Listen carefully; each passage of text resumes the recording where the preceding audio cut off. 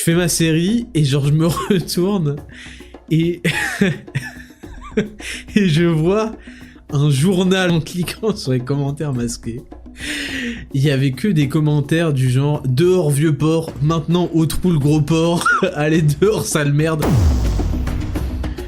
Bienvenue dans 10 000 pas, le podcast qu'on écoute en faisant ces 10 000 pas. Je m'appelle Ismail Slimani, aussi connu sous le nom de Raptor sur internet, youtubeur à plus de 700 000 abonnés, fondateur de Raptor Coaching Pro et Raptor Nutrition, mes entreprises spécialisées en transformation physique et en mieux-être. Et dans ce podcast, nous discuterons de philosophie de vie à la lumière de l'actualité afin de développer un mental d'acier et de conquérir le monde.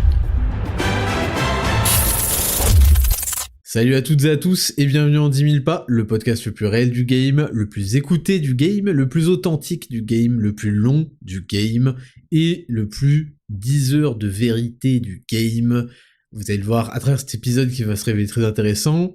Vous m'avez reconnu à ma voix exceptionnellement agréable à écouter, je suis le Raptor et on se retrouve pour ce 25e épisode de 10 000 pas en ce dimanche 5 mars 2023. Pour situer un petit peu dans le contexte de l'année, donc c'est la première émission de mars, donc c'est le moment de se demander, quand vous avez fait les malins à faire vos bonnes résolutions là, début janvier, où on en est par rapport à ça, où on en est par rapport à vos changements promis en 2023, est-ce que vos plans ont été suffisamment bien élaborés pour s'avérer fructueux, est-ce qu'ils sont en cours, ou est-ce que vous n'avez toujours rien fait parce que vous êtes des incapables? Faut se le dire.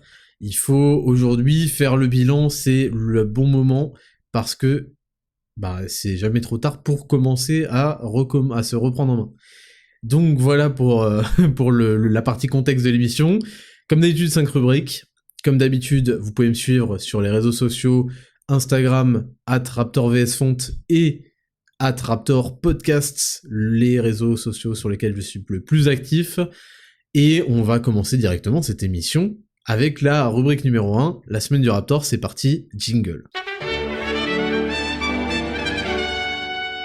Rubrique numéro 1, la semaine du Raptor. Cette semaine, il y a un événement que je voulais vous relater, vous conter. Alors ça s'est passé à la salle de sport, et sachez qu'après internet, je pensais avoir tout vu en ce qui se fait en salle de sport. Je pensais avoir vu tous les entraînements bizarres, les exercices chelous, les mecs qui font Spider-Man sur la poulie vis-à-vis. Je pensais avoir tout vu, mais celui-là, j'ai eu l'honneur et la chance de le voir en direct et tellement proche de moi. Donc il faut que je vous raconte impérativement cette histoire parce que c'est une légende urbaine là.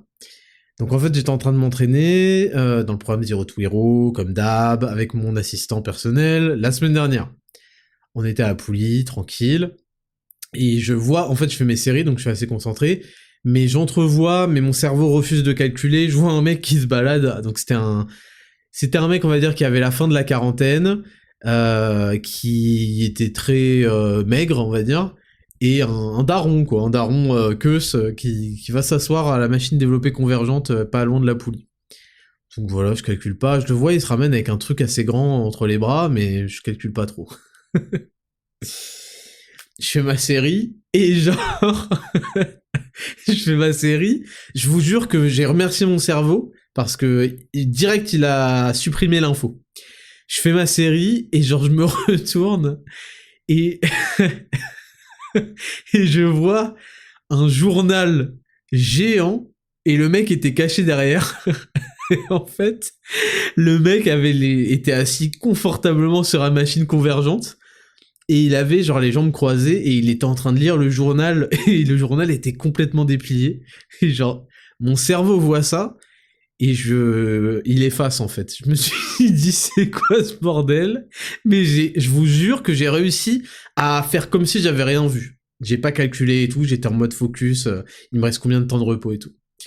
Et bref, et on finit, il nous restait 1 ou 2 séries, on finit nos séries, et on va à un autre truc. Et là, en fait, mon assistant vient me voir, et me dit, gros, il vient en explosant de rire, faisant, gros, te retourne pas, je viens de voir un mec en légende. Et là, c'était fini. Là, mon cerveau qui avait réussi tout seul à zapper le truc, là, c'était fini. Et on est parti dans un énorme fou rire, on a eu du mal à finir la séance, heureusement c'était le dernier exo, parce qu'en plus, quand on faisait l'exo, on avait dans notre champ de vision ce fils de pute avec son journal, et le mec continuait à lire en légende urbaine son journal, et j'étais plié. Donc il y a un mec qui est pas stock du tout, il est moins stock que son journal, il croise les jambes, il a occupé une machine, hein. Ce gros bâtard, il occupe une machine, ça se trouve, il y a des gens sérieux qui la veulent. Non, il est venu de toutes les machines, il a pris celle-là, il doit bien la connaître, bien confortable, il s'est bien mis, croisage de jambes, grand journal. Et là, j'ai halluciné, en fait. J'ai halluciné, parce que c'est la première... En fait, c'est insoupçonné. Personne ne peut se dire, putain, j'ai envie de lire mon journal, où je peux aller? Je peux aller dans un café, je peux aller sur un banc, dans la rue, à la bibliothèque... Ah non, je vais aller à la salle de sport. Et ouais, je trouve ça aberrant, en fait. Je trouve ça vraiment aberrant, en fait. Il y a des gens, ils viennent, je veux bien qu'on aille à la salle de sport pour se détendre, je sais pas quoi, pour certains. Il y a pas que des hardcore membership. Mais, franchement, si vous venez pour lire le journal, vous êtes des enculés, et ne venez pas me dire que vous stagnez, ouais, je m'entraîne de...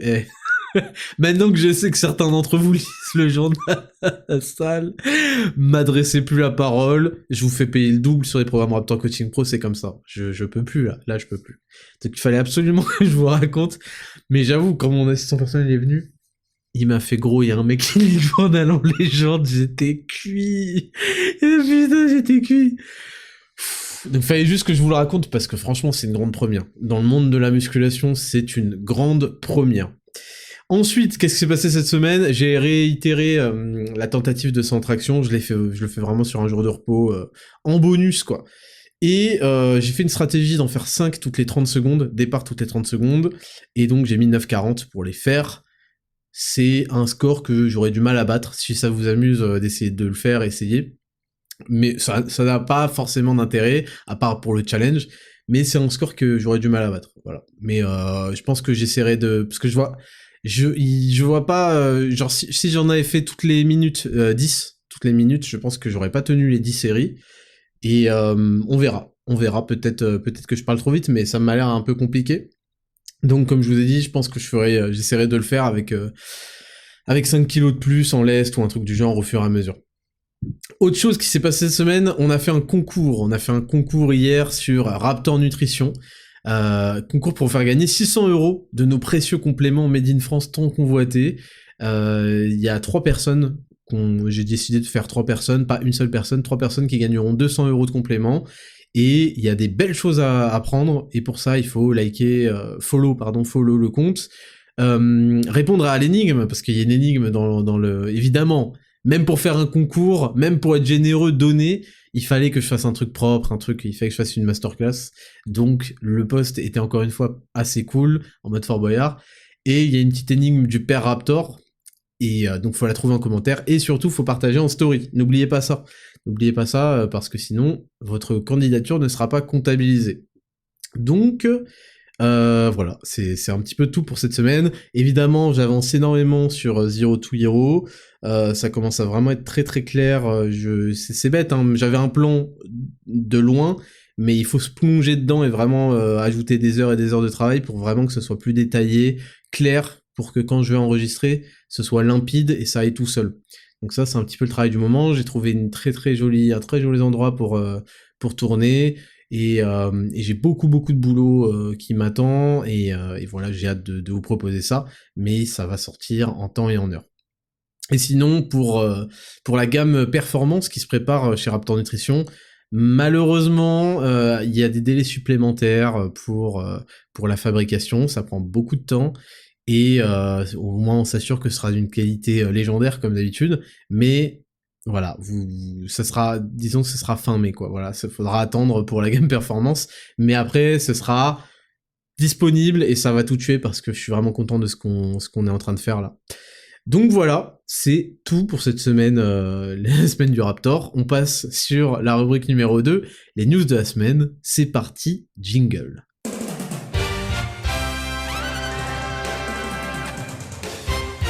Rubrique numéro 2, les news de la semaine. On commence avec la FFF, la Fédération Française de Football, qui a tweeté, et je vous recommande vraiment d'aller sur le tweet en question. Noël Le Graët a annoncé au comité exécutif de la Fédération Française de Football sa décision de quitter ses fonctions. Donc, il y a eu des histoires bizarres de Noël Le Graët et même dans la FFF, d'affaires cheloues, de sexualité avec des mineurs et des trucs bizarres et du chantage sexuel. Ça a été révélé par le journaliste Romain Molina. Bon, on n'a pas plus d'infos là-dessus, visiblement c'est des choses qui sont assez tues. Et je voulais juste, vous savez que j'aime bien commencer avec des news marrantes dans la rubrique 2, je voulais juste vous parler de ce tweet, c'est tout, et vous inciter à aller le lire et à cliquer, alors, sur commentaires masqués. Donc pour ceux qui ne connaissent pas Twitter, on peut commenter, n'importe qui peut commenter n'importe quoi, sauf s'il est bloqué, et il n'y a pas la possibilité de supprimer. Ça c'est assez chiant, mais bon, ça au moins c'est assez drôle. Il n'y a pas la possibilité de supprimer les gens qui viennent vous insulter ou quoi. Et donc, s'ils étaient pas bloqués avant, bah tant pis. Et donc Twitter est venu avec l'idée très très très intelligente de créer un espace dédié qui s'appelle commentaires masqués. et en fait, bah pour ceux qui connaissent l'option, il suffit de cliquer dessus. Et si vous voulez, vous avez le recueil des commentaires les plus insultants et les plus violents que s'est pris le tweet. Donc c'est comme si en fait le mec, au lieu de le noyer dans tout le flot de réponses, il décidait d'en faire une catégorie consultable. C'est strictement la pire idée qu'a eu Twitter, mais du coup c'est très très drôle. Et donc, en cliquant sur les commentaires masqués, il y avait que des commentaires du genre « Dehors vieux porc, maintenant au trou le gros porc, allez dehors sale merde ». Au passage, vous voyez qu'avec les hommes, là, enfin en même temps lui c'est un fils de pute de ce que j'ai compris, mais là il y a pas de souci de le traiter de gros porc. Hein. Allez dehors sale merde, etc., etc. Et pourquoi je vous parle de ça ? Il y a un mec qui s'appelle Mishkin, qui est un héros national et qui a pas eu assez de soutien. Mais lui, en fait, il a commenté genre 30 fois. Je vous lis ses commentaires. Donc chaque truc, c'est un commentaire différent. Bite, pute, salope, merde, combi, chier, nul, mute. Merde 1, merde 2, merde 3, merde 4, merde 5, merde 6, merde 7, merde 8, merde 9, merde 10, merde 11. Bon bref, il est allé jusqu'à merde 18, merde 19, merde 20. Je suis désolé, ça me fend de rire. Et à merde 20, il y a 9 réponses aux commentaires. Continue le pressing, le GOAT. Je pleure sa mère. Pressing de tous les instants. Moi, le GOAT, faut continuer la série. T'arrêtes pas maintenant, ils allaient craquer. T'es un roi. T'es un crack, mec. Le CM s'est cassé le cul à masquer tous tes tweets. GG et merci. Oh, je suis mort. En fait, le mec, il s'est fait masquer tous ses commentaires et il a continué de la tête haute, c'est ça qui est fort en fait. Et après, le merde 20, il est plus jamais revenu. Il est parti de la tête haute, et il faut le féliciter. Donc allez féliciter Mishkin, allez dans le tweet de la FFF, allez dans les commentaires masqués. Putain, mais je suis mort, je vous jure, ça me fume, parce que sur mon écran, quand vous scrollez, il y a que lui qui fait merde 1, merde 2, merde 3, merde... Je me dis, mais c'est qui ces malades sur internet? Je vous jure qu'on sait pas qui est sur internet, mais ça me fend de rire, ça me détruit. Ah putain, entre les deux hors gros porc, au trou le sale gros porc et tout, ça me fume de rire. Donc voilà, c'était juste la news numéro 1. En fait, c'était juste pour parler de Mishkin. Allez le soutenir, dites-lui de continuer le pressing, le GOAT. Voilà, news numéro 1, fini. News suivante... C'est une statistique qui vient d'un truc qui s'appelle Statista, qui nous donne la part d'adultes américains qui s'identifient comme LGBT. Donc lesbiennes, gays, bisexuels, transsexuels. Et après il y a Q, queer, et après vous connaissez l'alphabet. Hein. Donc on a des statistiques de 2014 à 2022. Et en 2014 on a... En gros, c'est des statistiques aussi par tranche d'âge. Donc, on va avoir ce qu'on appelle la génération Z, qui est née en 97, entre 97 et 2004, donc c'est des gens qui ont la vingtaine, early vingtaine. Les millennials, qui vont avoir plutôt à partir de 25 ans à 30, 38 ans, quoi. Génération X, qui sont les quarantenaires et plus, les baby boomers, et ce qu'ils appellent les traditionalistes. Bon, j'ai quelques doutes sur la catégorie traditionnaliste, parce que, en gros, c'est des mecs nés avant 46, donc les mecs, ils ont quoi ? Ils ont 50, 60, 70, ils ont 75 ans et plus.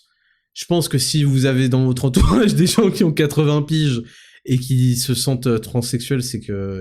Donc, juste pour étudier cette statistique, en gros, il y a une nette progression des gens qui se sentent pas solidaires, hein, qui se sentent appartenir enfin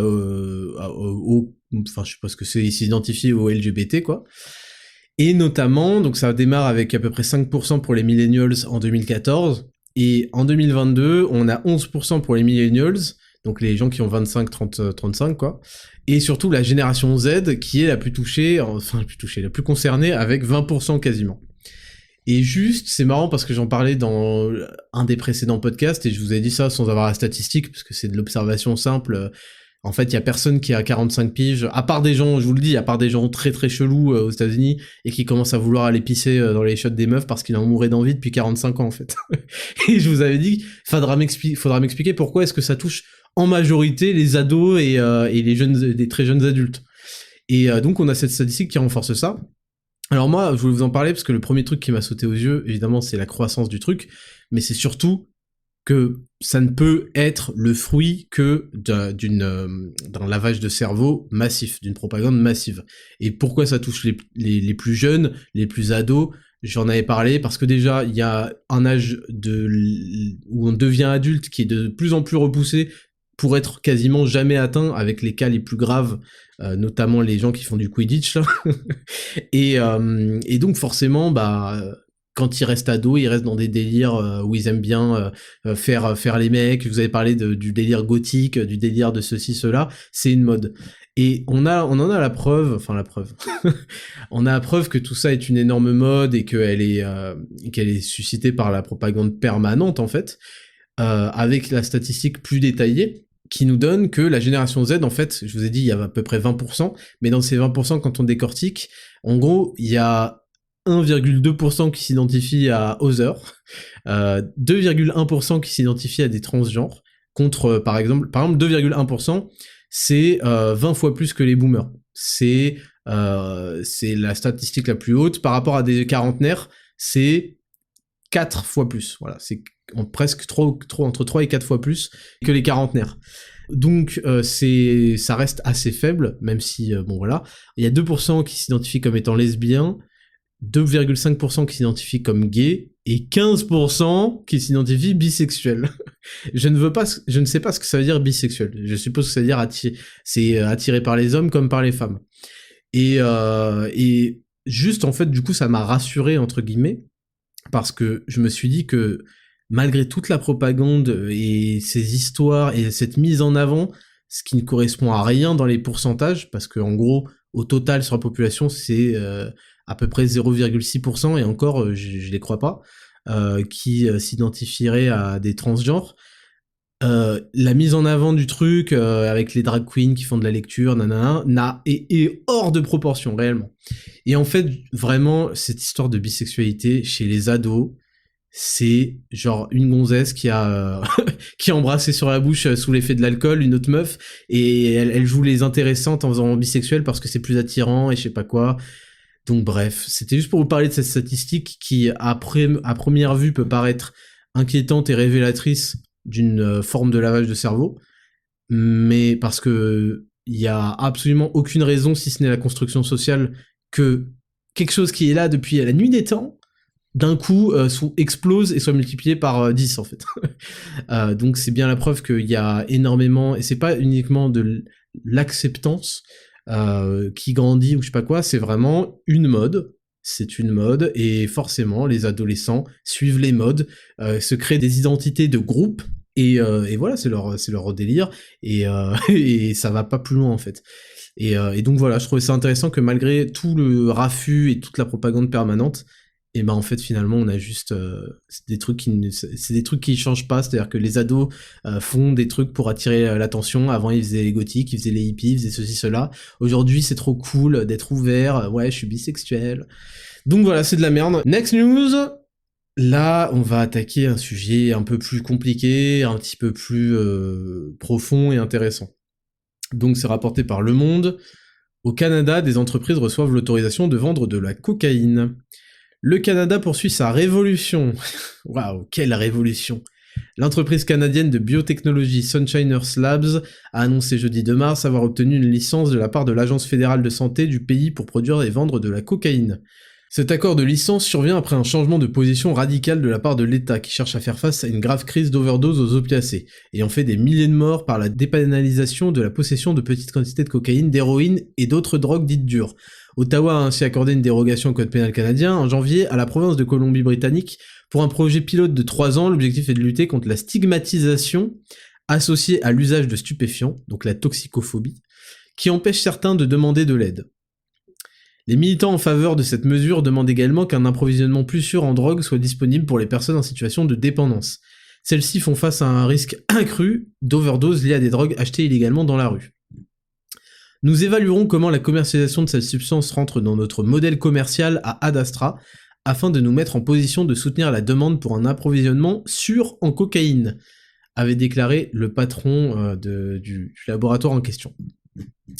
Donc, on a le Canada, plus précisément la province de Colombie-Britannique, qui a décidé de légaliser la vente sous contrôle pharmaceutique, donc, où ce sera à mon avis, ce sera des shops dédiés à ça, de drogues dures. Parmi les drogues dures, il y a la cocaïne, l'héroïne, la LSD, je crois, l'ecstasy, et toutes ces jolies choses. Et donc, je pense que c'est un sujet qui mérite d'être abordé en profondeur, et qui mérite un peu plus d'épaisseur que de dire la drogue c'est de la merde, les drogués faut les enfermer, et voilà.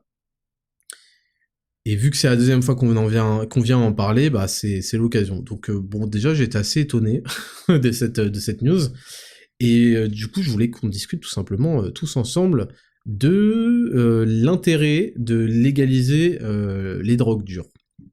Donc les arguments mis en avant, c'est que il y a une grave crise d'overdose aux opiacés qui a fait des milliers de morts.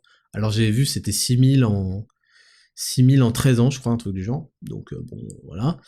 Et donc le premier argument des gens qui proposent de légaliser la vente de drogues dures, parce que visiblement maintenant c'est plus juste le cannabis, c'est les drogues dures, c'est de lutter contre la stigmatisation associée à l'usage de stupéfiants. Qu'est-ce que ça veut dire ? Ça veut dire que leur objectif c'est donc de lutter contre la stigmatisation, c'est-à-dire la mise à l'écart, l'apport de la honte et la discrimination vis-à-vis des gens qui consommeraient des stupéfiants. Ça veut dire quoi ça ? Ça veut dire qu'ils veulent banaliser, c'est le mot, ils veulent banaliser le fait, normaliser, c'est-à-dire c'est quelque chose de pas si hardcore que ça, c'est quelque chose de pas si violent que ça, c'est quelque chose qui finalement fait partie du quotidien de certaines personnes, de consommer des stupéfiants. C'est la traduction directe de lutter contre la stigmatisation associée à l'usage des stupéfiants. Parce qu'en gros, ils sont en train de dire que c'est pas juste que il y a un côté « Ah, putain de drogué, tu me dégoûtes. » Donc, ça, c'est la première chose. Maintenant, c'est sûr que moi, si vous voulez mon avis sur... c'est pour ça que là, c'est une conversation assez ouverte. Si vous voulez mon avis sur les drogués, ou drogues dures, etc., bon, il y a deux types. Il y a ceux un peu de la jet set qui sont en mode cocaïne, ils vont en prendre pendant la soirée parce que ouais, c'est trop cool. Et il y a le type qui devient vraiment accro, qui fait des soirées tous les jours, qui alors ça c'est juste pour la cocaïne, qui il y en a qui consomment de l'héroïne, qui vont se fournir chez des dealers bizarres, etc. Et moi je considère que eux ils sont en quelque sorte aussi des victimes, parce qu'ils sont dans un cercle vicieux dont ils ne peuvent plus et en fait ne veulent plus se défaire. Parce que en fait, la cocaïne, bon, quand on parle de la cocaïne en particulier, précisément, ça a quels effets ? En fait, la cocaïne, ça donne le sentiment d'être un surhomme, ça donne le sentiment d'être super alerte, ça donne le sentiment de pouvoir tenir plus longtemps, et ça fait tenir plus longtemps, ça empêche de dormir, ça diminue la faim, et on se sent hyper actif, hyper sur le coup, ça booste la confiance en soi, ça nous donne ça donne le rôle, l'impression d'être un surhomme. Et donc, bah, les mecs sont accros à ça. Ça dure entre 15 et 30 minutes, de ce que j'ai vu. Pour moi, ça durait plus longtemps. Je pensais que ça durait plus longtemps, mais là, visiblement, ça dure en étant sniffé, qui est la méthode la plus efficace. Ça dure entre 15 et 30 minutes. Et c'est un sentiment de toute puissance qui rend accro. Et le truc, c'est que bah du coup, les mecs, ils peuvent en devenir accros. Dès qu'ils ont fini, que ça commence à redescendre, ils veulent leur dose. Et en fait, leur vie normale leur paraît fade et dégueulasse et merdique comparé à ça. Et c'est pour ça qu'en fait, c'est catégorisé comme étant drogue. C'est-à-dire que ça a un potentiel addictif qui est énorme et qui peut commencer dès la première prise. Et ouais, et ces gens-là, en fait, pour moi, ils sont des victimes malgré tout, et ils ont besoin d'être aidés, bien que ce qu'ils fassent soit illégal, puisqu'ils consomment des drogues illégales et ils alimentent le marché illégal de drogue, donc. Ils ont besoin, quand ils le souhaitent, d'être aidés. Le problème, c'est qu'ils ne le souhaitent pas, pour la plupart, parce que tout simplement, ils aiment l'effet que ça leur procure. Donc c'est des gens qui sont quelque part irrécupérables. Et le problème, c'est que on peut pas les mettre, on est obligé de les exclure pour moi de la société. Et si vous ne croyez pas en ce que je dis, si vous n'êtes pas d'accord, pourquoi est-ce que personne ne veut d'une salle de shoot à côté d'une école maternelle ou primaire? Bah parce que tout simplement, on sait que des drogués, ça a des effets sur leur cerveau. Les effets secondaires, c'est pas que ça, hein, la cocaïne, c'est pas que devenir un surhomme.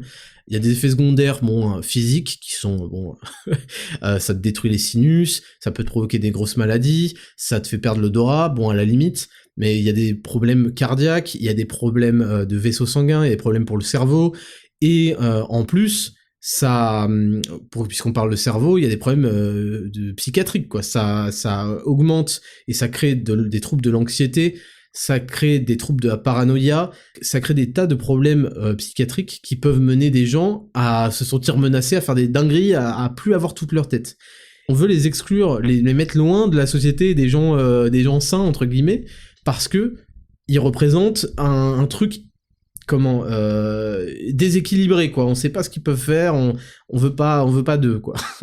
Et ça, c'est le cas pour tout le monde. Et ça devient stupide et c'est en fait, c'est dans une démarche globale de nous interdire de décrire ce qu'on ressent et ce qu'on voit sous prétexte que ça heurte les sentiments des personnes visées, comme si on en devait en avoir quoi que ce soit à foutre, que des gens qui...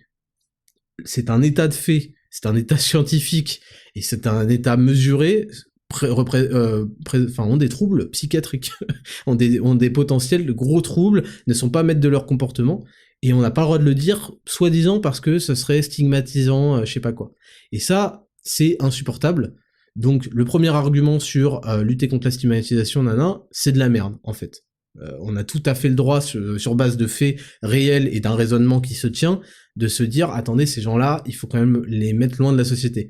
Et le problème, c'est que moi, j'ai pas envie de les mettre en prison, parce que je trouve que c'est cher payé. Il y a des gens qui sont devenus addicts et qui sont pas des mauvaises âmes, et c'est très cher payé pour une erreur, entre guillemets, peut-être d'un soir, où ils sont laissés convaincre, laissés porter, ils ont pas fait preuve ce jour-là, ce moment-là, ils ont fait preuve de faiblesse, peut-être sous l'alcool, et ils sont fait happer dans un système qui va les détruire. C'est quand même très très violent de les foutre en tôle, d'autant plus qu'en tôle, ils vont continuer à être addicts, et pour s'en procurer, là, ils vont commencer à faire des dingueries, c'est la descente aux enfers pour eux. Et par contre, je pense qu'il y a des centres spécialisés, je sais pas exactement comment ils fonctionnent, ni ce qu'ils leur donnent pour les détoxifier, mais il y a des centres spécialisés, et malheureusement pour eux, ils doivent être tenus à l'écart, tant qu'ils ne sont pas sevrés, quoi. Et moi, je trouve, évidemment, c'est violent, mais la réalité est violente, et ces gens-là sont potentiellement dangereux, quoi. Et en plus, je veux dire, on n'a pas envie de marcher au milieu de zombies complètement camés, qui soient dangereux ou pas. C'est juste dégueulasse, en fait. C'est un pays qui se respecte ne peut pas laisser ses rues devenir des réceptacles à camés, surtout que c'est illégal. Mais bon, eux, ils souhaitent le légaliser, visiblement. Le deuxième argument qui est soulevé souvent pour la drogue, et visiblement, c'est que ça donne un approvisionnement plus sûr en drogue pour les personnes en situation de dépendance. Et là, c'est sûr que c'est une question qui est un petit peu délicate, parce que comme je vous l'ai dit, j'ai pas envie de leur souhaiter de crever, etc. Mais s'ils se procurent de la drogue, c'est qu'ils le veulent, et s'ils veulent quelque chose qui est illégal, forcément, ils vont aller dans des endroits peu fréquentables. Et c'est comme des gens qui voudraient se procurer des armes en France. Bon bah ils vont aller, enfin visiblement on n'a pas décidé de commercialiser les armes dans des magasins d'armes pour faciliter l'approvisionnement en armes parce que ils devaient aller voir des dealers et c'était un peu chaud et ils risquaient leur peau, etc., etc. Donc je trouve que l'argument a pas vraiment de sens parce que quand tu fais des trucs qui sont illégaux et extrêmement dangereux, bon bah c'est logique en fait que tu t'aventures dans des endroits illégaux et extrêmement dangereux. Et puis enfin, le dernier argument souvent avancé, c'est pour lutter contre le trafic illégal et donc contre le banditisme et contre aussi les substances cheloues qui sont mélangées avec plein de trucs dangereux et les seringues qui vont porter le VIH, etc., etc. En gros, ce qu'ils appellent, il y a une raison sanitaire, mais il y a aussi une raison d'éviter la naissance d'un trafic noir au black armé et etc. et de la délinquance quoi. Et avec tout ce que ça entraîne. Et en fait là, je vous le dis, là par exemple ils sont limités les labos là qui veulent vendre légalement de la cocaïne et compagnie, ils sont limités à 2,5 grammes de consommation par personne. Or, de ce que je me suis renseigné, il y a des cocaïnomanes qui montent facilement à 5 voire à 10 grammes. Et en plus, enfin, je sais pas pourquoi ils sont arrivés avec un tel grammage, comment ils l'ont calculé, etc. Ce que je veux dire, c'est que dans tous les cas, il y aura du marché au noir. Il y a des gens qui l'auront peut-être moins cher, il y a des gens qui l'auront avec des plus grosses quantités, etc., etc. Donc en fait, ça ne résout absolument rien. Donc encore une fois, c'est un argument qui pour moi ne tient pas. Et c'est vrai que c'est une réflexion alors bon, vous savez que moi j'aime bien malgré tout essayer de réfléchir et de présenter des arguments et d'essayer d'être construit face à des trucs qui paraissent hallucinants en fait. Parce que la commercialisation de la drogue, c'est-à-dire du poison, qui peut détruire des vies dès la première prise, c'est quand même pas censé être un sujet si compliqué. Mais vu que en ce moment il y a besoin, je pense que les gens ont besoin d'être armés en termes d'arguments quoi, pour pouvoir se défendre quand les gens viennent leur entourlouper la tête, parce que derrière il y a des trucs qui construisent des argumentaires dessus spécialement pour vous retourner la tête. Je pense que c'est intéressant d'essayer de réfléchir tous ensemble là-dessus. Et je tiens bien à différencier parce que souvent le sujet dérape sur l'alcool. Mais genre l'alcool, c'est des trucs qui peuvent mener aussi, qui déforment nos comportements, notre vision, notre perception de la réalité, et qui peuvent mener à des comportements violents pour certains, à prendre la voiture, à avoir des accidents, etc. Donc quelque part, l'alcool, c'est un sujet qui est toujours collé quand on parle des drogues. On se dit, mais alors pourquoi l'alcool c'est légalisé ? Et premièrement, alors bon, il y a l'argument classique, l'alcool c'est quelque chose qui rentre dans le patrimoine gastronomique. Déjà, au bout d'un verre, normalement, ça dépend de la tolérance de chacun, mais tu peux prendre tranquillement un demi-verre, enfin, vous voyez ce que je veux dire, sans être atteint, surtout que c'est tamponné par la nourriture. Dans un repas, il y a un côté artisanat, il y a un côté fabrication avec des textures, des goûts, il y a des trucs qui sont flambés à l'alcool, etc., etc. Donc ça fait partie d'une dégustation gastronomique si on le présente de cette manière-là. Ça peut faire partie du folklore, ça peut faire partie ça désinhibe un petit peu. Donc c'est pas des effets non plus qui rendent tout de suite déjà addict, accro, et c'est vraiment une histoire de consommation. Et là on peut plus, à part si on dit au barman d'arrêter de servir les gens, mais bon ils veulent se faire de la thune sur eux aussi, hein, d'arrêter de servir, et puis si tu peux pas fliquer les gens, tu peux pas leur faire souffler des ballons non-stop et tout, d'arrêter de servir les gens quand ils voient qu'ils sont vraiment défoncés, et certains le font sûrement, hein. Mais on peut pas fliquer la consommation personnelle, on peut l'autoriser parce que dans un cadre modéré, il n'y a pas de souci majeur à la consommation d'alcool, mais après tu peux pas commencer à fliquer la consommation de chacun et les mecs qui vont abuser. Et t'es obligé de faire confiance à leur responsabilité individuelle et de punir en fait quand ils font de la merde sous l'état de l'alcool. Et ce qui est en plus une circonstance aggravante, hein. Bon, il peut y avoir des lois sur l'ébriété publique, etc. Ça existe déjà, c'est pas forcément très respecté, mais voilà. La cocaïne, c'est quand même très différent parce que dès la première prise, vous pouvez sombrer dans l'addiction et ça peut avoir des effets sur votre psychiatrie qui peuvent être définitifs.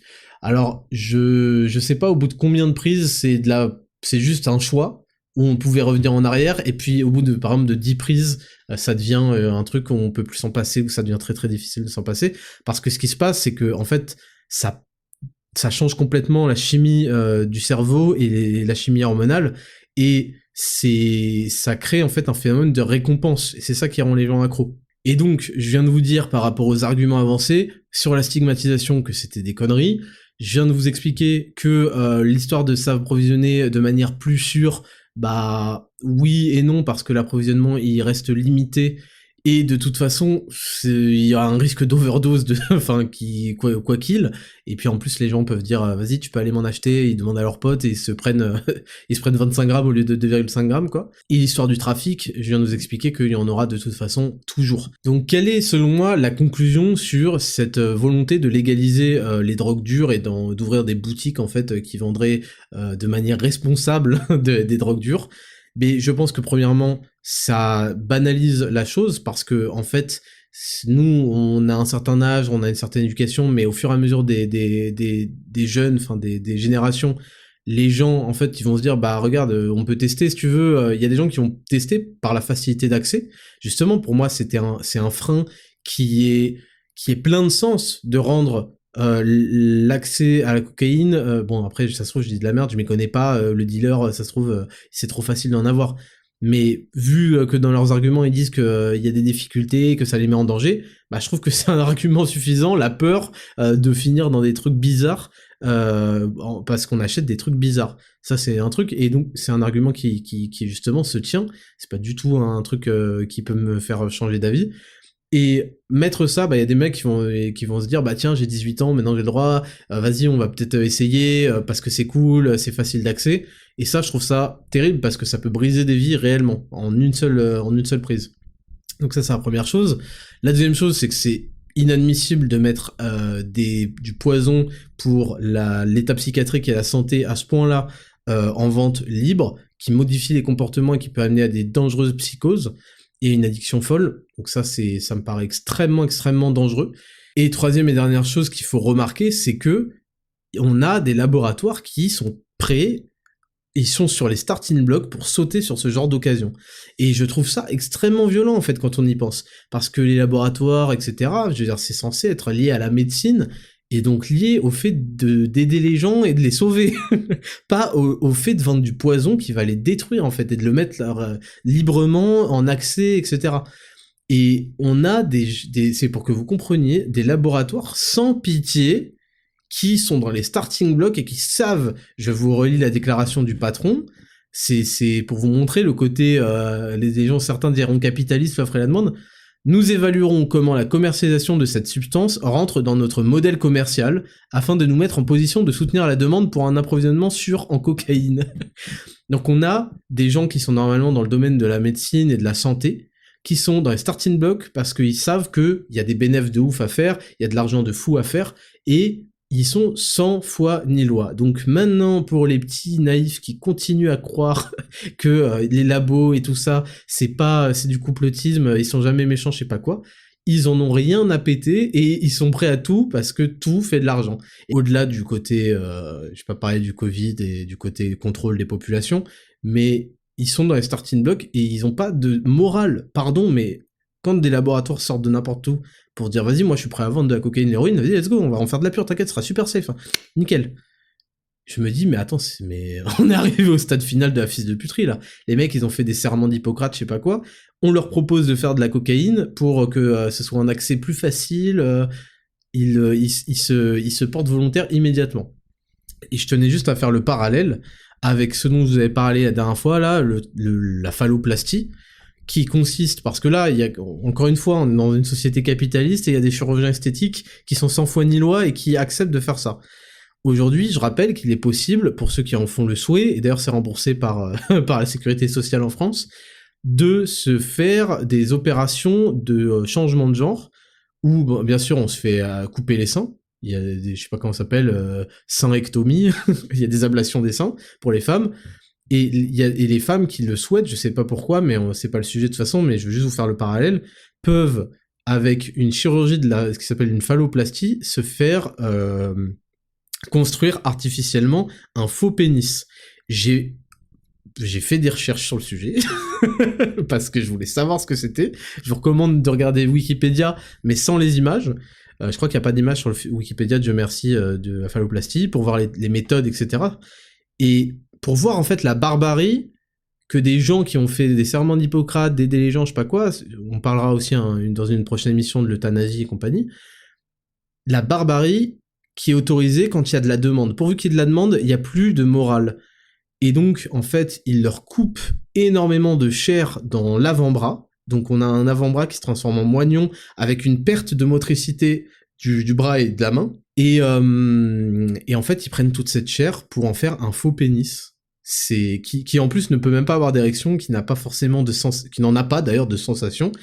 Et j'ai appris qu'ils faisaient des faux scrotums, donc des fausses bourses, c'est-à-dire des couilles quoi, avec une couture du vagin. Enfin c'est de la boucherie, de la mutilation. Et il y a des gens faibles dans leur esprit qui se sont fait peut-être convaincre, etc., qui sont partis en couille dans leur tête, qui vont aller jusque-là. Franchement, c'est... Je crois que voilà, c'est les grandes lèvres qui sont cousues pour en faire un faux scrotum.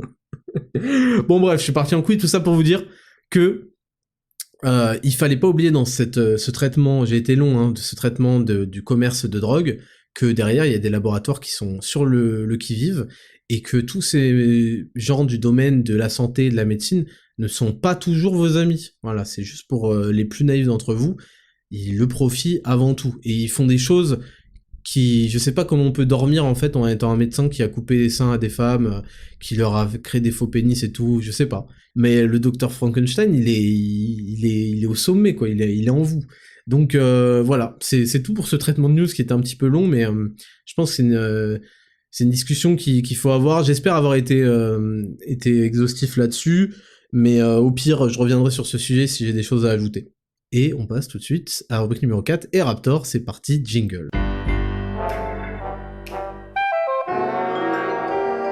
Rubrique numéro 4, et Raptor, c'est parti. On commence avec la première question de John Lasègre. Comment tu t'y prendrais pour perdre 5 kilos très très rapidement?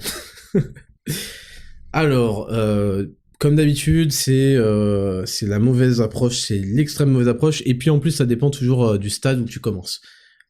C'est plus facile de perdre 5 kilos quand t'en fais 120 que quand quand t'es à 10% de body fat. Donc ça c'est la première chose. La deuxième chose c'est en effet que c'est l'extrême mauvaise approche parce que tu ne comprends pas en fait que tu as mis du temps à prendre ces 5 kilos et que donc il va falloir du temps pour les perdre. C'est la première chose. Et deuxième chose, si tu fais les choses rapidement, c'est que les choses ne vont pas tenir longuement. Donc t'es dans un mauvais état d'esprit et tu ne comprends pas. Tu vois la muscu et la nutrition, le sport et la nutrition que comme un moyen d'atteindre un objectif instantané dont tu te débarrasseras quand on aura plus besoin. Alors que tu dois les voir comme quelque chose qui enrichit ta vie et qui te donne la capacité avec le temps et avec la bonne stratégie d'atteindre tes objectifs, de les maintenir et d'avoir une vie saine et structurée autour de choses qui favorisent ton système immunitaire, tes hormones, ta santé et ton bonheur. Donc tu es déjà dans le mauvais état d'esprit. Et deuxièmement, ça veut dire que tu préfères de la difficulté hardcore sur 2 semaines ou 3 semaines, et tu refuses en fait cette discipline de vie qui est pourtant structurante et fondatrice du caractère d'un homme. Donc je te le dis, j'ai pas de solution pour toi, et malheureusement il faut que tu changes absolument d'approche pour que tu arrêtes de voir uniquement l'objectif spontané, immédiat, que tu vas atteindre par ce truc un peu qu'il y a des bouseux fans de muscu qui font tout le temps, mais moi j'ai envie de le faire tout de suite, pendant 2 semaines, me fumer. Les gens qui ont les meilleurs résultats, c'est des gens qui s'y sont astreints et qui le font, et qui ont réussi à en faire une discipline de vie enfin pas forcément au quotidien pour ce qui est de l'entraînement, mais de manière régulière, parce qu'ils y trouvent des bénéfices ailleurs, et il faut que tu revoies ta perception du sport et de la nutrition dans quelque chose de plus plaisant, et pas comme un moyen sale et violent qui va te faire atteindre un objectif rapidement et pour juste une petite occasion. Donc voilà, je suis désolé de casser l'ambiance comme ça, mais je pense que tu auras plus de bénéfices sur le long terme à penser comme ça et à envisager le sport et la nutrition comme ça que à te saigner pour je ne sais quelle occasion parce que t'as donné rendez-vous à une gonzesse ou je sais pas quoi. Donc voilà pour te répondre. Ensuite on a Alexandre PRGL qui dit « Tu penses quoi de l'expatriation ?» Donc l'expatriation, il me semble que j'ai déjà répondu à cette question, mais c'est pas grave, je le refais. L'expatriation, c'est quelque chose que je peux comprendre, ce n'est pas mon choix. Moi, j'ai choisi de rester en France, avec sa quantité d'impôts faramineuse. Bien que j'ai un métier nomade, hein, je peux travailler d'où je veux tant qu'il y a une connexion internet, j'ai fait ce choix-là parce que ça correspond premièrement à rester dans le pays que j'aime, ça correspond à continuer à faire du Made in France et aussi à être d'une certaine façon cohérent, et c'est un endroit, ouais, ça permet de continuer à vivre, à soutenir ce pays, à soutenir les gens qui en valent la peine malgré tout. Donc, c'est vrai que ça demande une énorme part de sacrifice, et que je comprends que tout le monde ne le fasse pas. Je comprends l'idée, je comprends tout à fait l'idée, et je le ressens, d'être humilié, de payer une quantité d'impôts faramineuse, je le rappelle, quand on est entrepreneur, hein, moi je parle d'expatriation pour les entrepreneurs. De payer une quantité, parce que c'est eux qui sont le plus arnaqués en fait, de quantité faramineuse d'impôts pour avoir un retour sur revenu qui est extrêmement bas, qui s'aggrave mois après mois, et d'avoir en plus une population qui premièrement n'est pas du tout reconnaissante pour qui croit que les aides ça tombe du ciel, qui croit que tel ou tel truc c'est gratuit, je sais pas d'où ça sort. Ils comprennent pas qu'il y a des gens qui le payent, que quand l'État prend en charge, c'est qu'en fait il y a des gens qui l'ont payé, donc il y a aucune reconnaissance de ce point de vue-là. Pire encore, il y a une population qui crache à la gueule des gens qui bossent et qui aiment ce pays et qui essaient de le défendre, et qui en plus veut les esquinter encore plus fiscalement. Donc, et puis voilà, on voit ce que ce pays devient, etc. Donc je peux comprendre la volonté de ne plus participer à ce délire, mais voilà, c'est pas la mienne. En tout cas, c'est pas la mienne actuellement, et j'ai envie d'aider, moi, dans ce pays. Il y a énormément de gens qui en valent la peine, et j'ai envie de rester avec eux et de les aider, et d'essayer de leur faire comprendre qu'on peut s'en sortir en ayant le bon état d'esprit premièrement, et en ayant une pratique physique pour que notre physique et notre mental soient bien supérieur à toute cette masse qui est en train de s'effondrer, parce que pour moi c'est la seule et unique solution, et je ne crois pas en une personne qui développe seule du mental. Je pense qu'il faut rien n'est plus efficace qu'un physique qui fait que votre corps hormonalement, etc., fonctionne à plein régime pour soutenir une chimie du cerveau, parce que le cerveau c'est beaucoup de la santé hormonale et de la chimie à plein régime, et créer une discipline de faire, je pense que ça passe par une discipline aussi dans le sport. Donc voilà pour te répondre. Cyriac, que penses-tu de TikTok ? Je sais pas quoi te répondre, gros. Moi, c'est quelque chose que je consomme pas. Je ne vais jamais sur TikTok. Et voilà, s'il y a des gens qui trouvent qu'il y a des contenus, moi je trouve que c'est abrutissant. À première vue, je pense que enchaîner des vidéos de 1 minute, c'est très abrutissant. Je sais pas quel est le contenu intéressant qu'il peut y avoir là-dessus. Je sais qu'il y a beaucoup de contenu autour de la muscu, je sais pas quoi, où il y a énormément de merde qui se disent, et donc il y a une facilité encore plus à spread. Mais bon, c'est pas plus mal, hein, parce que voilà, les gens après, ils ont vu tellement de n'importe quoi qu'ils se disent bon bah je cherche quelqu'un de confiance pour qui guide mes entraînements, etc. Mais c'est vrai qu'il y a une capacité à perdre du temps sur TikTok qui est assez folle. Il y a, on scrolle, 15 minutes, 20 minutes sont passées, on savait pas que le temps pouvait passer aussi vite, et puis il y a énormément de trucs de mongol, où il y a des meufs qui font du playback, où il y a des musiques de rap, tu sais pas comment le mec il est arrivé à 5 millions de vues, bref, c'est très bizarre TikTok, et donc voilà, je pense que globalement, c'est de la merde. Valentin, CLVRN, salut Raptor, comment s'entraîner en 2-8 avec des enfants ? Mais écoute, avec des enfants, le truc qui va être compliqué, c'est que si tu rentres et qu'ils sont à la maison, ils peuvent être dans tes pattes, avec des haltères, t'as vite fait de leur mettre un coup d'haltère. Non, je pense qu'il faut que tu reviennes à peu de séances par semaine. Moi, je trouve que 3, j'ai jamais réussi à faire en dessous de 3, ça devient pas assez, vraiment, c'est bien pour du maintien, et encore... 3, c'est vraiment pour moi l'idéal quand on a beaucoup de choses à faire dans la vie, etc., et qu'on veut quand même s'entraîner. Et surtout, je pense qu'il faut que tu vois qu'est-ce que tu veux tirer de l'entraînement. Est-ce que tu veux t'entretenir, perdre du gras, ou est-ce que tu veux construire du muscle, etc. Ce sera pas vraiment la même chose, et que tu essayes d'optimiser. Ce qu'on a voulu faire pour ce qui est perte de gras, s'entretenir, sculpter son physique en 3 x 30 minutes avec Raptor Bodyweight, sans matériel, c'était vraiment dans ce genre d'optique-là. Et puis pour ce qui est avec du matériel à la salle, etc., là, ce sera du zero to hero pour du vraiment efficace, rentable 3 fois par semaine. Donc voilà, moi je pense que c'est une question d'organisation, de dégager le bon temps au bon moment. Et voilà, tes enfants peuvent même participer à tes entraînements. Si t'arrives à faire des pompes avec eux sur le dos, c'est c'est bénef. Moi, j'arrive à m'entraîner quand je m'entraîne chez moi. Il y a Mars, ça dépend s'il y a des haltères ou pas en jeu, parce que ça peut vite devenir dangereux. Mais des fois, quand je faisais mes centractions là, bah il y a Mars qui est sur le balcon. C'est un bon moment pour toute la famille. S'amuse sur les anneaux, je sais pas quoi. Et voilà, faut essayer de, si tu le veux vraiment, je pense que tu peux avoir tes enfants dans les parages et t'entraîner, et t'as pas besoin d'être à fond focus dans ton monde pour un moment te faire une séance où tu vas faire des pompes, je sais pas quoi, tu vois. Donc voilà pour te répondre.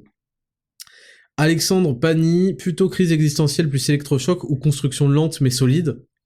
Bah, je pense que c'est deux étapes qui sont de toute façon obligatoires. En général, on commence tous par un électrochoc parce que avant d'avoir un électrochoc, on pense qu'on va s'en tirer. On a tous ce biais-là, à se croire exceptionnel, extraordinaire, et croire que nous, ça s'appliquera pas à nous, je sais pas quoi, et on finit par prendre une balayette de la vie, comme Cyril Gann en fait. Cyril Gann, qu'est-ce qui s'est passé après son combat qui a duré 1 minute 20? Il a dit, je vais retourner à la salle immédiatement. Qu'est-ce qu'il disait Cyril Gann avant son combat? Ça joue à FIFA, ça danse. Je sais pas, je sais pas ce qu'il faisait de lui, mais en tout cas c'est ce qu'il a fait transparaître. Il joue à FIFA, ça prend pas les choses au sérieux, ça danse sur du Aya Nakamura, ça déclare que ça s'entraîne pas en dehors des combats. Il a pris un électrochoc, il s'est pris une énorme gifle, presque une humiliation. Et qu'est-ce qu'il déclare ensuite? Je vais aller tout de suite à la salle, tout de suite. Pourquoi? Parce qu'il a pris un électrochoc et que maintenant il n'a plus d'autre choix que de faire beaucoup mieux en fait. On attend beaucoup mieux de lui, il le sait, et lui-même attend beaucoup mieux que ce qui s'est passé. Donc tout le monde commence toujours avec un électrochoc, parce qu'il y a un moment dans la vie où on se prend une balayette, et de là, il y a deux types de réactions. Il y a l'abandon, où il y a la construction et la détermination qui vient. L'abandon, bah c'est simple, c'est le plus simple, c'est le plus confortable, c'est pas ce qui va être le plus rentable évidemment, parce qu'on sera toujours une merde.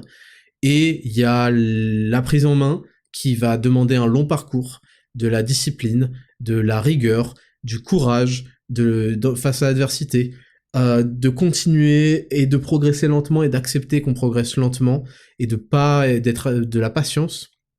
Et voilà, donc je connais très peu de gens suffisamment sages pour commencer direct leur chemin de vie avec une construction lente mais solide. En général, c'est ça aussi qui fait la beauté de la vie, c'est que plus on vieillit, plus on accumule les années et l'expérience, plus on est sage, et quand on n'a pas encore assez vécu d'années, et ben on attend l'électrochoc finalement, la violence suprême qui nous fera passer à l'action, ou qui nous détruira, et enfin sur laquelle on ne comprendra même pas que ça demande une réaction, et donc qui nous mènera à la dépression et au malheur. Et en général, les gens qui sont en dépression ne comprennent pas que c'est parce que ça demande beaucoup de travail et une énorme discipline s'ils veulent réellement s'en sortir. C'est tout un autre sujet, mais encore une fois, quand on subit un électrochoc, ça mène à deux futurs. Soit vous êtes livré à vous-même, à vous battre avec votre esprit et à être dans le désarroi et le désastre psychologique, soit vous transformez toute cette énergie et vous affrontez courageusement la vie et vous continuez et vous surpassez ça. Donc voilà. Ensuite, Bashti, salut Raptor, le programme Zero to Hero nécessitera-t-il un abonnement à la salle? Oui, sauf si t'as pas mal de matos chez toi, mais oui, c'est un programme que j'ai voulu spécifique aux entraînements à la salle. C'est pas du poids de corps, c'est pas à la maison avec peu de matériel, c'est pour exploiter la salle dans sa manière la plus rentable, la plus efficace. Donc oui, ça sera spécifique. Mais de toute façon, il y a toujours les programmes personnalisés. Et ça, selon votre matos, selon les journées, il y en a, ils voudront s'entraîner plus. Parce que moi, c'est vraiment, le programme Zero to Hero, c'est pour s'entraîner le plus efficacement et le plus rentablement possible. Je veux en fournir le moins possible pour avoir le plus de résultats possible, et pour avoir surtout l'objectif numéro 1 qui a toujours été l'objectif pour lequel 80%, 90% des mecs commencent la muscu. être putain de beau gosse et avoir un physique super esthétique. Et en fait, j'ai remarqué, mais ça c'est libre et je respecte ça, mais même moi je me suis rendu compte que j'avais été embarqué là-dedans, c'est qu'on commence la muscu parce qu'on veut plaire aux meufs, on commence la muscu parce qu'on veut se plaire à soi-même, avoir un physique qui déboîte, qui rappelle Achille dans 3, qui est trop stylé, qui attire l'œil et qui fait qu'on est bien aussi habillé avec une belle shape en V. Et en fait, vu qu'il y a que ça comme approche quasiment, enfin je connais pas d'autres approches de la muscu, on finit par une approche de bodybuilding. On se retrouve avec 15 000 tirages, sous 15 000 angles, ouais il faut travailler un peu plus le trapèze inférieur, ouais il faut avoir 2 tiers d'exo-ischio et 1 tiers d'exo-quadriceps, on finit par faire du développé dans 15 positions différentes, faire 15 exos d'isolation, et on se retrouve dans une routine à 6 jours par semaine de bodybuilder, pour en plus après faire des prises de masse, c'est pas du tout mon approche moi, et en fait c'est dommage, et il y a plein de gens en fait qui n'iront jamais jusqu'au bout et qui vont abandonner parce que trop de commitments, enfin ça demande trop d'implication, ça prend trop de temps, c'est trop chiant, la diète c'est souvent des trucs stricts, ça a été longtemps des diètes infernales poulet haricots verts quoi, et il y a beaucoup de gens qui abandonnent et qui n'arriveront jamais à leur objectif qui était pourtant simple quand on a la bonne méthode, et c'est vraiment le cœur de ce programme, et c'est pour ça qu'il est si bien, il est si efficace, et que j'ai vraiment hâte de le finir là, c'est que les gens, le niveau 0 maintenant, c'est d'avoir un physique esthétique. Voilà, tout ce qui est en dessous, c'est bon, vous aviez pas la bonne méthode, vous étiez pas bien guidé, allez vous faire enculer, maintenant, il existe le guide ultime pour ça. Et après, il y a aucun souci à vouloir aller plus loin, vouloir s'entraîner plus, parce qu'on kiffe ça. Il y a des gens qui kiffent s'entraîner plus que 3 fois par semaine. Ils vont pas faire un programme 3 fois par semaine alors qu'ils kiffent s'entraîner plus. Il y a des gens qui kiffent à prendre beaucoup plus en force sur les mouvements deadlift et tout. Et ces gens-là, ils pourront aller vers un programme personnalisé, vers quelque chose qui leur correspond beaucoup plus. Mais si vous voulez un programme rentable de ouf, efficace pour avoir ce qu'on veut, c'est-à-dire un physique beau gosse, esthétique, avec le moins de temps possible passé à la salle et la diète la plus agréable de votre putain de vie, pourvu que vous suiviez ce que je vous dis, Zero to Hero va révolutionner le fitness game. Voilà. Comme d'habitude. Hein. Et on finit avec Nathan Lafay. Que faut-il répondre aux gens qui ragent en nous accusant de rabaisser car on creuse l'écart? Bah, en fait, ton problème, je pense que c'est que tu blablates trop, tu parles, ouais, mais faut pas être comme ça, t'essaies de convaincre les gens. Alors que personne, les gens, s'ils veulent être convaincus, ils vont te demander ton avis, tu vois. Tu commences à essayer de convaincre les gens, leur dire ceci, cela, t'as trop d'informations qui viennent, t'es content parce que t'as changé de mentalité, et tu veux le communiquer aux autres. Et c'est tout à fait normal, et on est tous passés par là, mais c'est une erreur. Tu es en train de vivre un changement qui va peut-être marquer ta vie, et tu essaies de communiquer cette positivité aux autres, parce que c'est humain, on a envie de monter tout le monde, d'aider les gens. Et les gens ne sont pas prêts à ça. Et donc, en fait, quand ils disent ça, peut-être qu'après, tu deviens un peu agressif et que tu leur dis, mais ça, c'est de la merde, je sais pas quoi. Et forcément, les mecs, tu remets en cause toute leur vie. Pourquoi il y a des gens qui me détestent? Moi, je m'en bats les couilles parce que c'est worth it, en fait. Pour tous les mecs que j'aide et que je sauve, c'est worth it qu'il y ait des petites merdes qui ragent sur moi. Mais pourquoi les gens, ils ont le seum? Parce qu'en fait, je leur dis, je remets en cause toute leur putain de vie. Je leur dis, écoutez, en fait, depuis le début, vous faites de la merde, et votre mode de vie est esquinté. Vous allez commencer par faire 10 000 pas par jour, et vous allez voir que vous allez commencer à construire un peu de rigueur, un peu de discipline, parce que vous avez accompli des choses, et que vous étiez jusque-là des incapables. Évidemment, c'est grossièrement dit, et tout le monde ne se reconnaîtra pas là-dedans, mais il y a plein de gens qui sont pas du tout des incapables, qui sont des gros mecs qui performent et tout, et qui kiffent ce que je dis. Parce qu'ils savent que c'est une approche qui est violente, mais qui porte ses fruits, et qui est importante, a un message important, et ouais, important à passer à une jeunesse qui est complètement propagandisée vers le nivellement par le bas, le c'est pas grave d'être gros, le c'est pas grave d'être une merde, de rater, de trucs, des coquilles vides à qui on apprend à pas vous dire ce qu'ils voient, etc. Là, il y a besoin d'un discours qui dit, bossez, dépassez-vous, creusez l'écart, et ça en vaudra la peine, et parce que vous respectez, vous avez un ego, et il faut que vous soyez puissant physiquement et mentalement. Donc, le problème actuellement, mon pote, c'est que tu passes par une phase positive de ta vie, c'est une phase par laquelle je suis passé aussi, t'es tout plein d'entrain, t'es content, et tu essayes de communiquer ça aux gens qui sont dans ton entourage, mais ils ne répondront pas à ça. Parce qu'en fait, je vais t'expliquer, c'est comme dans Star Wars, tu as eu un appel de la force, et tout le monde ne la ressent pas. C'est comme dans Harry Potter, ok? tout le monde ne peut pas aller à Poudlard. Et il y a des gens qui vont s'orienter tout seuls un jour vers des discours comme moi je peux avoir, ou peut-être d'autres. Mais tu peux pas agir à leur place, et ils vont mal le prendre, et ils vont se sentir agressés dans leur mode de vie, aussi merdique soit-il. Donc voilà pour te répondre. Ah oui, et enfin, il y avait une question qui est revenue souvent, donc c'est Ophélerus qui me dit « Salut Raptor, Zero to Hero ne pourra pas servir aux femmes, même pour le côté nutrition ?» Alors non, pour tout ce qui est... voilà, le premier pas mal. Pour tout ce qui est entraînement, non. Le programme est fait pour sculpter un score esthétique selon les standards de l'idéal de beauté masculin, comme diraient les autres. Selon les standards masculins. Ça passe par le haut de pec, par les épaules. On va faire un effort sur les épaules, comme vous l'avez jamais vu, avec des exos efficaces, comme vous les avez jamais fait, et avec des techniques d'exécution, parce que je vois des élévations latérales, c'est pas possible, quoi. Et je parle pas des mecs qui font un peu quoi, je parle justement des mecs stricts. Autour des trapèzes, c'est autour du rapport taille-épaule, autour des jambes athlétiques, etc. Donc ça correspond pas à ce qu'une meuf a envie de faire, et c'est pas encore ce que je veux faire. Mais pour les femmes, il y a évidemment tous les programmes personnalisés, qui là vont être vraiment correspondre à ce que vous cherchez. Et pour le côté nutrition, ça pourrait, mais vous allez peut-être pas vous retrouver dans les calculs des calories, mais ça pourrait. Mais pourquoi en fait prendre le Zero to Hero juste pour la nutrition, alors que il y a des recommandations de nutrition dans le programme personnalisé. D'ailleurs, on va l'améliorer énormément. Donc moi, je te recommande vraiment, si tu veux une approche uniquement nutritionnelle, de prendre une diète personnalisée, parce que en fait, ce sera fait par les coachs et ça correspondra beaucoup plus à ton physique, à tes goûts, etc. Voilà pour la rubrique numéro 4, j'avais encore quelques questions, mais on va pas trop non plus s'allonger. On va passer à la rubrique numéro 5, courrier des auditeurs, c'est parti, jingle. Rubrique numéro 5, le courrier des auditeurs. Alors, donc c'est toujours en anonyme, vous me l'envoyez sur Instagram, Raptor Podcast. Hello Raptor, j'espère que ta famille et toi vous portez bien, voilà mon souci.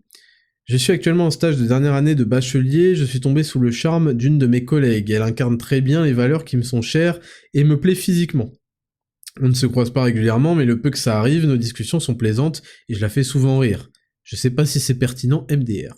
Le truc c'est que j'aimerais beaucoup l'inviter à sortir, mais le rôle de stagiaire me coince un peu, j'ai pas envie de créer de la gêne ou du malaise durant mon stage, ou que les choses soient mal comprises. Je me vois uniquement faire un move à la fin de mon stage pour l'inviter à sortir, mais c'est dans pas mal de temps, et j'ai pas envie de rater ma chance avec elle. Que me conseilles-tu ? Tenter ma chance, quitte à créer du malaise lorsqu'on travaillera ensemble, ou attendre pour être sûr et me lancer ? Merci pour les podcasts, toujours, et j'ai pas su du message, mais merci à toi. Bon, il faut que vous compreniez définitivement. Alors premièrement, si tu la fais rire, c'est une bonne chose, parce que ce qui compte, c'est toujours de ne pas laisser une femme indifférente. Il faut lui provoquer une émotion, quelle qu'elle soit. Quitte à l'énerver, il faut que, en votre présence, elle ressente des émotions. Faut pas qu'elle soit en mode platitude totale et que elle ait envie de regarder son téléphone parce qu'en fait vous êtes un FDP sans intérêt. Donc ça, c'est déjà bien. Maintenant, le problème du rire, c'est que c'est pas non plus un truc super pertinent, parce que tu peux tout à fait être le clown de service, tu vois. Donc après, tout dépend en fait de si t'arrives à alterner des moments de sérieux, des moments où t'as l'air mariable, si tu veux, et des moments où t'es drôle. Moi, je te dirais qu'en fait, tu vas regretter d'attendre, parce que elle va se faire pécho par quelqu'un d'autre et tu seras en PLS toute ta vie. Le souci, c'est que en fait, il faut que tu imagines que tes relations amoureuses sont similaires à aller manger à midi. C'est-à-dire, écoute bien, hein, c'est-à-dire que quand tu vas manger à midi, s'il y a la queue à McDo ou au Subway ou je sais pas dans quelle merde tu vas, bon, tu vois, c'est pas la fin de la vie, tu vois, c'est pas la mort, tu vas aller ailleurs. Et il faut vraiment que tu commences et que vous commencez à envisager les femmes, au moins mentalement, même si c'est pas vrai, même si vous avez aucune option, envisagez ça comme si vous aviez le choix et que bon bah voilà, au pire nique. Et alors mais ça veut pas dire qu'il faut foirer ses chances. Pour te garantir tes chances, il faut quand même que tu escalades et que tu ailles d'étape en étape. Typiquement, je pense que ce sera quand même pour le plus grand des Brad Pitt. Si tu passes de 0 à 100, il y a un stop par sécurité parce que c'est chelou, tu vois. Donc il faut y aller par progression. La progression peut être plus ou moins rapide. Faut pas que ce soit trop lent non plus, mais il faut aller par étape. Je sais pas, faut que tu la captes sur Instagram, que tu vois un petit peu si elle a du répondant, parce que si une femme est intéressée par toi, elle saura te le dire vis-à-vis de l'attention qu'elle va te porter. Tu comprends? Une meuf pas intéressée par toi, elle te porte pas d'attention. C'est pour ça que je te dis, quand t'as des conversations avec elle et que tu la fais rire, c'est que quelque part il y a déjà de l'attention. Donc il faut que tu essayes tranquillement avec des trucs qui vont te donner des indications. En fait, c'est comme si tu avançais, feu vert, ah bah tiens, je suis arrivé au bout du chemin. C'est mieux de regarder les feux de signalisation avant d'arriver au bout du chemin et d'essayer de deviner s'il y avait des feux verts ou pas. Tu vois ce que je veux dire? Donc, il faut que tu arpentes la route progressivement, de feu vert en feu vert, en feu vert en feu vert. Et par contre, il faut que tu le fasses, tu vois, parce que si tu restes au premier feu et que tu avances pas alors qu'il y a écrit feu vert, la meuf, elle va se dire, mais attends, je vais pas perdre mon temps, parce que elle, par contre, elle a le choix, tu vois. Et donc, il faut que tu essayes d'escalader la relation pour que aussi elle sorte du travail, donc par, je sais pas, Instagram, par WhatsApp, etc. Et puis après, voilà, il y a la technique des mémos vocaux, parce que c'est plus intime, ça rapproche plus. Et voilà. Donc fais ça, observe s'il y a des feux verts, ça, il faut que tu... Genre, je vais pas sortir un e-book sur comment, comment repérer les feux verts chez les femmes, mais il faut que tu saches repérer quand la meuf, elle a pas l'air du tout chaude, et quand la meuf, elle te valide, elle te dit bon bah vas-y next, passe à la suite. Parce qu'une meuf en fait, elles sont un peu sadiques, tu vois, mais c'est une façon de se protéger. Elle va te valider chaque parcours, mais jamais si tu sautes les étapes, elle te validera parce qu'elle va se dire bon ça dépend, mais elle va se dire oulala, il va un peu trop vite en besogne celui-là, et elle va se sentir même insultée. Donc voilà pour te répondre. Si t'attends, tu le regretteras et quelqu'un sera passé avant toi. Et si tu vas trop vite, tu vas foirer tes chances alors que t'en avais peut-être au départ. Donc il faut absolument que tu trouves un moyen d'escalader. Je te dis, sors la relation du seul taf. Un jour, tu dis, t'as Insta, t'es tranquille. Et voilà, prends son Insta et essaye de voir si elle réagit à ses stories, si elle en fait, je sais pas quoi, tu vois. Il faut y aller petit à petit et voir si elle est réceptive. Next, salut Raptor, actuellement en première année d'études de médecine pour rejoindre des études de kiné, j'ai plus le temps pour aller à la salle 5 fois par semaine, et désormais je n'y vais qu'une fois par semaine et encore. J'aimerais savoir comment tu vois ces sacrifices, les trouves-tu vains ou non? Merci beaucoup, personnellement je pense que c'est un sacrifice, et fort de se détacher de la salle pour entrer dans le monde hardcore de ces études, qui vaut énormément le coup. Alors moi, j'ai pas fait d'études de médecine, donc je ne sais pas à quoi ça ressemble. Par contre, j'ai fait 2 années de prépa, maths sup, maths spé, et une grande école d'ingénieur. Pendant 3 ans après. Donc, je pense être serein quand je te dis que c'est cumulable de faire du sport et des études. Je vais aller plus loin, parce que c'est pas une histoire de loisir, c'est même une histoire d'optimiser la santé de ton cerveau et ton énergie au quotidien. Et être complètement non sportif, ça te rend bien plus léthargique et bien plus endormi. Donc il y a une forme d'optimisation de ces études qui passe aussi par pas forcément la pratique sportive, mais en tout cas l'activité physique. Je trouve que les 10 000 pas par jour, c'est déjà très bien, mais évidemment, ça va pas te faire prendre du muscle, évidemment. Donc, le problème, c'est que t'arrives pas à faire la transition entre 5 fois par semaine et t'arrives juste à une fois. C'est peut-être parce que tu as pour objectif de la muscu, je pense que c'est vraiment, tu veux faire du développement musculaire, et je pense qu'il faut que tu sois plus efficace dans tes entraînements. Je pense que tu ne devrais pas avoir de mal à caler 2 séances par semaine, dont une le dimanche, tu vois. Je pense que c'est le minimum, et évidemment 3, ce serait mieux, mais je pense que ce serait bénéfique pour toi que premièrement sur l'aspect nutritionnel, tu sois au top.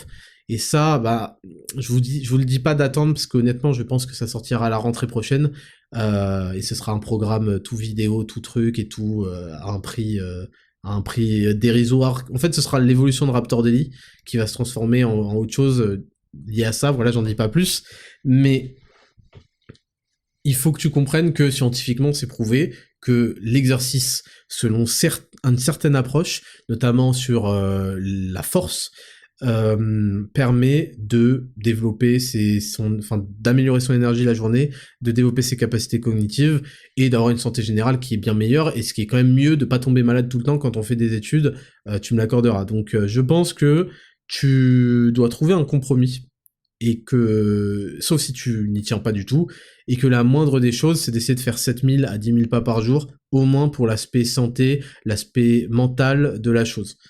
Voilà pour te répondre. Salut, j'ai 17 ans, je suis en terminale, je ne suis pas très bon socialement, en particulier pour me faire pleinement respecter et être sexualisé des meufs. Je suis en classe avec un groupe de meufs que je ne veux pas pécho. Mes potes gars sont en pro ou en STMG, je suis donc 70% du temps avec ces meufs. Je rigole avec eux, mais elles se permettent des petites moqueries, des signes d'irrespect, et me prennent parfois un peu pour un gosse. Je fais de la musculation depuis 2 ans, j'ai une taille moyenne, outre mon apparence, je sais que c'est mon attitude qui pêche, aurais-tu des conseils ? Bah écoute, à cet âge-là, c'est toujours compliqué parce qu'en fait, soit t'es un giga tchad physiquement et les femmes, non mais je veux dire des trucs violents, mais en gros comprennent tout de suite instinctivement comment se passent les choses, c'est-à-dire qu'elles ne peuvent plus te manquer de respect parce qu'en fait tu dégages de la masculinité à outrance, tu vois. C'est pas que t'es un FDP menaçant ou quoi, c'est que tu dégages une forme de respect. Et ça passe à la fois par ton look vestimentaire, par ton look corporel, mais si tu fais de la muscu depuis 2 ans, sauf si t'as un entraînement chelou, ça devrait être quand même bien meilleur que la plupart des gens de ta classe, et ça passe pleinement par ton attitude. Et visiblement, je pense que tu me dis c'est ton attitude qui pêche. En fait, plus tu fais le gogol devant elle, plus en fait, plus tu montres des signes de faiblesse, plus tu parles blablabla, blablabla, tu te dévalues. Et je sais que c'est malheureux en fait parce que en fait on est bavard, tu vois, moi aussi je suis bavard, on a envie de parler tout le temps, de rigoler tout le temps, mais en fait il faut apprendre à fermer sa putain de gueule parce que tu vas te dévaluer. Et quand tu te dévalues trop vis-à-vis des meufs, après elles tentent des trucs, hein. C'est comme, voilà, je vais encore dire un truc hardcore. Non, on va pas le faire. Je vais pas faire de, je vais pas faire de comparaison avec mes chiens. Mais en gros, de temps en temps, les chiens, quand ils sont dans leur éducation, ils tentent des trucs, et si tu réagis pas, ils vont te niquer, tu vois ce que je veux dire? Ils vont le refaire et tout, parce qu'ils croient que ça y est, ils peuvent te baiser la tête. Tu vois, ils tentent de monter dans l'escalier, ils tentent de monter sur ton lit, ils tentent de cela. Et ce que je veux dire, c'est que dans les relations humaines, c'est un peu pareil. Ça concerne pas que les relations avec les meufs. C'est un peu pareil. Et il y a des gens, il faut pas leur donner de signes que des tentatives seraient possibles. Par exemple, personne ne tente d'attaquer l'Amérique, les États-Unis. Tu vois ce que je veux dire? Donc, en fait, si t'en es au stade où elles se permettent, comme t'as dit, des signes d'irrespect, ou je sais pas, les petites moqueries, à la limite, c'est que vous êtes un groupe de potes, bon, tu t'en fous vu que tu veux pas les choper, mais les signes d'irrespect, ça, c'est forcément lié à ton caractère qui est trop jovial, trop blablabla, tu parles trop, tu fais trop le con, et en fait, tu sais, je pense que ça vient de là. Et le problème, c'est que t'as déjà créé cette image, donc en fait, avec elle, c'est foutu, gros.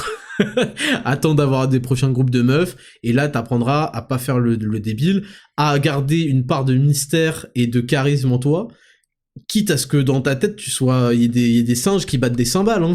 Que tu sois le plus grand des Mongols, mais faut pas que tu le montres. C'est comme ça. Je vous donne des conseils, vraiment les gars, c'est des conseils qui fonctionnent, il faut que vous appreniez à arrêter d'être des Mongoliens. Ça peut le faire entre mecs, mais devant des meufs, vous dévaluez de ouf. Donc c'est tout, ça y est, on est à la fin de cette émission. C'est tout pour cet épisode 25 de 10 000 pas, qui était, ça va, une longueur correcte. Je vous souhaite à tous une bonne semaine. Je rappelle qu'il y a le concours Raptor Nutrition. Je rappelle qu'il y a Raptor Nutrition. Si vous voulez me soutenir, m'aider, parce que c'est pas les réseaux sociaux et en particulier Spotify et Apple Podcast qui vont mettre en avant ma parole, parce que ce que je dis, je pense, et ne correspond pas à un certain agenda qui vise à rendre tout le monde complètement léthargique et à les soumettre.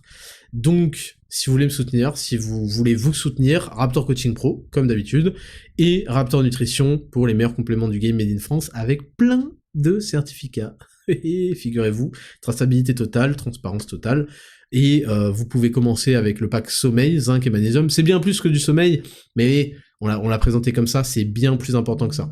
Et si vous voulez aller un peu plus loin, le pack équilibre, c'est vraiment pour moi des bases que vous devez essayer et voir à quel point ça apporte beaucoup de choses dans votre quotidien. Je vous remercie de m'avoir écouté, je vous retrouve la semaine prochaine, c'était le Raptor, ciao.